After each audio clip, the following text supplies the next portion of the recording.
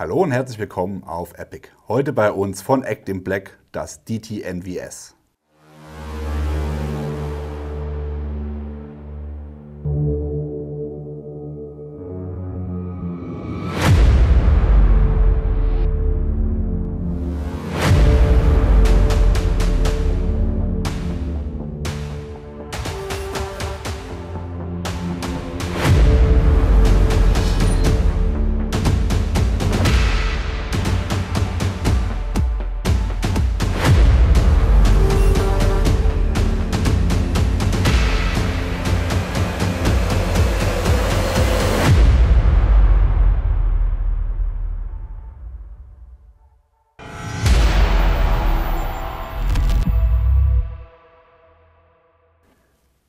Wenn man mit so einer schwarzen Kiste vorbeikommt, wo vorne Actin Black draufsteht, weiß man meistens, heute wird's teuer. Genauso ist es auch. Wir haben, glaube ich, in der ganzen Epic-Geschichte noch kein teureres Gerät, Schrägstrich Klamotte, Schrägstrich irgendwas vorgestellt, als das DT-NVS von Actin Black. Wobei das haben wir euch tatsächlich auch schon mal kurz auf der Millipol vorgestellt, beziehungsweise der Kali von Actin Black hat es euch direkt selbst vorgestellt.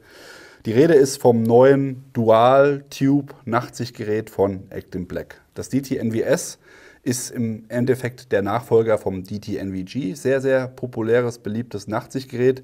Jetzt noch leichter und kompakter in der Form. Bevor wir mit dem DT-NVS starten, einmal hier der Unterschied Mono und Dual-Tube.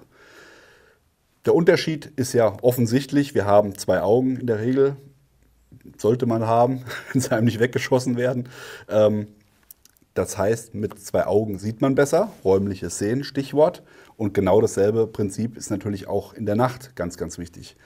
Die Mono-Nachtsichtgeräte, ich denke mal, es kam eher daher aus Kostengründen. Damals waren das, also als die ersten Nachtsichtgeräte beim Militär eingesetzt wurden, waren die Schweine teuer. Und da hat man wahrscheinlich gesagt, bevor wir jetzt hier der großen Masse hier die breiten Nachtsichtgeräte ausrollen, gibt es erstmal ein Mono, wobei die ersten Nachtsichtgeräte ja tatsächlich auch so ein Hybrid waren. Man hatte zwei Dinger zum Durchgucken, aber vorne tatsächlich dann nur eine Röhre. Das erstmal so vorab. Hier haben wir ein PVS 14 LTE von Actin Black auch. Und wie gesagt, das ist das DT-NVS. DT-NVS und DT-NVG zur Begrifflichkeitserklärung. DT-NVG war Dual Tube Night Vision Goggle. Und das ist das Dual Tube Night Vision System. Das sind so die Begrifflichkeiten. Bei der Namensgebung jetzt nicht unbedingt die kreativsten, dafür aber umso mehr in der Technik. Die ist nämlich extrem ausgeklügelt. Das DT-NVS ist ein Gamechanger in Sachen Gewicht. Hier das PVS 14 LTE ist auch ein Spitzengerät, natürlich aber nur eine Single Tube, ne, also einfache Röhre. Hier haben wir 330 Gramm für ein einzelnes Gerät. Wenn ich jetzt das Ganze als Dual-Tube-Gerät aufbauen würde, wie es zum Beispiel das US-Militär gerade macht, dann nutzen die bei zwei PVS 14 mit einer Brücke, habe ich zweimal 330 Gramm, plus nochmal die Montage, da kommen wir irgendwo bei 700 Gramm raus.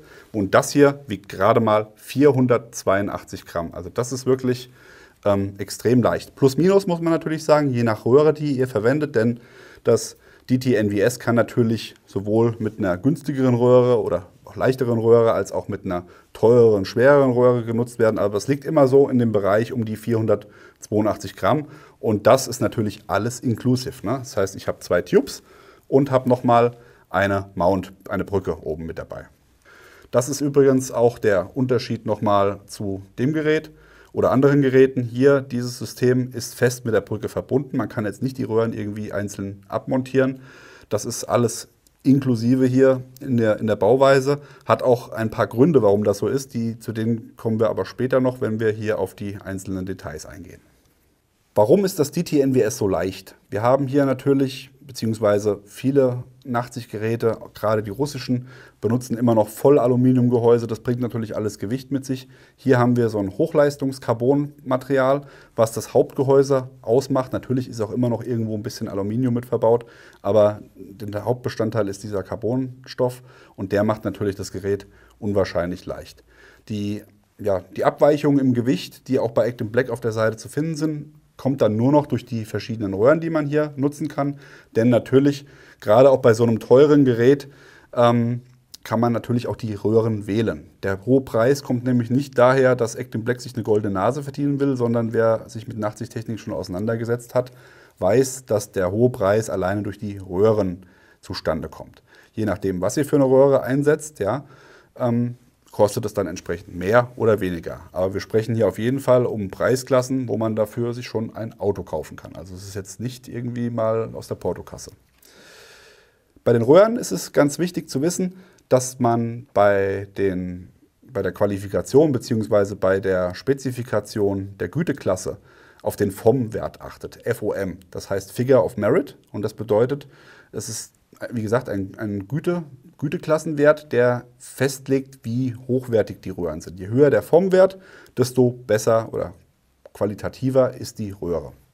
Bei Actin Black im Lieferumfang habt ihr immer hier auch ein Messprotokoll der entsprechenden Röhre mit dabei. Hier haben wir eine Echo White Phosphor Plus. Die wurde hier gemessen mit einem FOM-Wert von 2100.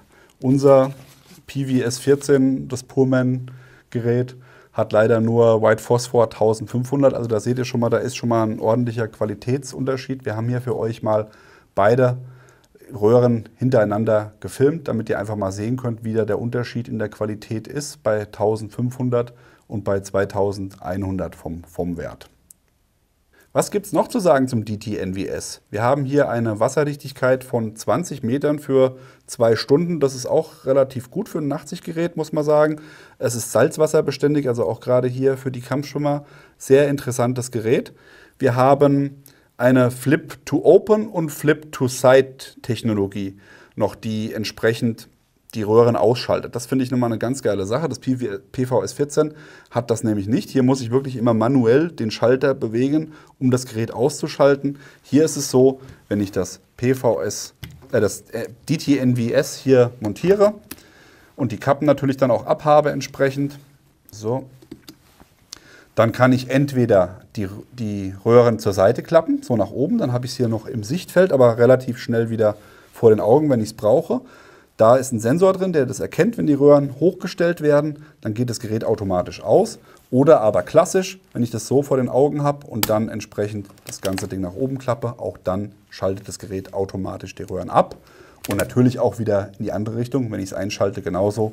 Ebenso wie auch von der Seite, sobald es wieder vorm Auge ist, zack, ist das Gerät wieder an. Das ist ein sehr, sehr cooles Feature, hat aber auch schon das DT-NVG. Wie es sich gehört für ein modernes Nachtsichtgerät, haben wir natürlich auch hier einen eingebauten Infrarotstrahler, um auch bei absoluter Dunkelheit sehen zu können. Eine Röhre, also beziehungsweise ein Nachtsichtgerät, ist ja immer ein Restlichtverstärker. Das heißt, ich bin immer irgendwo auf ein Restlicht angewiesen. Durch den IR-Strahler kann ich dann wirklich auch in absoluter Finsternis oder in Räumen, wo wirklich kein Licht ist, sehen. Der ist hier eingebaut und der ist zuschaltbar über den Drehschalter hier vorne. Wenn ich entsprechend das nicht mitbekomme, beziehungsweise es ist eigentlich unmöglich, das nicht mitzubekommen, weil ich habe im Sichtfeld der Röhre habe ich oben ein kleines rotes Lämpchen, was mir anzeigt, jetzt ist der IR-Strahler zugeschaltet und jetzt ist er wieder ausgeschaltet. Eine Signalwirkung habt ihr auch, beziehungsweise eine Einblendung habt ihr auch, wenn die Batterielebensdauer zu Ende geht. Wir haben hier bei Zimmertemperatur ungefähr 25 Stunden Laufzeit mit einer CR123 Batterie, die hier jetzt gerade auch eingebaut ist. Bei so einem hochwertigen Gerät muss natürlich auch entsprechend Zubehör mit dabei sein. Hier hat Actin Black geliefert. Wir haben natürlich einiges mit dabei, zum Beispiel die Eye-Cups, jeweils natürlich alles in doppelter Ausführung, weil wir haben auch 2 Röhren. Die braucht ihr dafür, wenn ihr wirklich abschließend mit dem Auge hier die Linse hinten dicht machen wollt. Ebenfalls mit dabei sind hier die Sacrificial Lenses für das Nachtsichtgerät, sowohl für vorne als Caps zum Aufschieben, als auch für hinten zum Einschrauben. Das sind sogenannte Schutzlinsen, die einfach nochmal einen zusätzlichen Schutz für die Gläser bilden. Also keine Filterfunktion haben, sondern wirklich klare Gläser, einfach nochmal als zusätzlicher Schutz gegen Kratzer und Staub und Dreck und was auch sonst immer so kommt. Dann habt ihr noch die Daycaps. Das sind ja auch einfache Schutzabdeckungen, aber die heißen Daycaps, weil die haben hier vorne in der Mitte ein Loch. Das heißt, damit könnt ihr auch am Tag mit dem Nachtsichtgerät trainieren, weil dieses kleine Loch ausreicht, um euch sehen zu lassen. Denn ein Nachtsichtgerät solltet ihr niemals, auch wenn die eine Autorunterregelung haben, das ist immer schlecht für die Röhren, wenn ihr bei Tageslicht das Gerät einschaltet.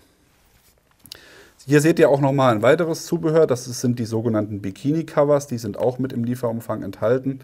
Die kann man hier schön montieren, dass die am Gerät sind und dann auch entsprechend nicht stören. Braucht ihr keine Flip-to-Open-Caps zu kaufen, sondern könnt einfach hier die Bikini-Cups nutzen, die mit dabei sind. Die machen die Linsen schön zu, dicht und schützen dann entsprechend auch die Gläser.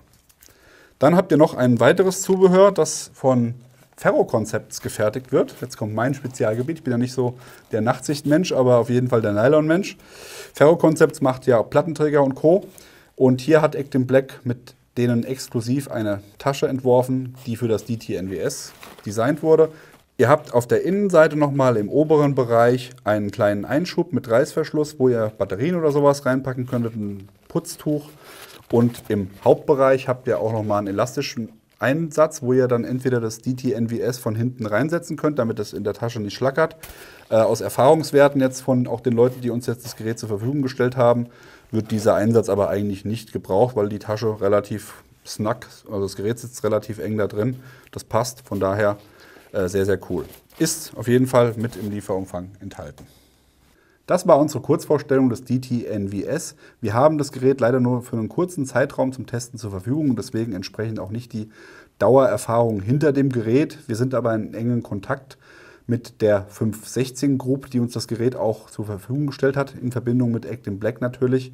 Und entsprechend da haben wir ein sehr, sehr gutes Feedback, was das Gerät angeht. Das Gewicht macht sich wirklich deutlich bemerkbar und dann die entsprechende Röhre dazu und ab dafür. Also Dualgerät ist der Way to go und ich werde wohl irgendwo eine Niere verkaufen müssen, um mir selber auch mal so eins zu gönnen.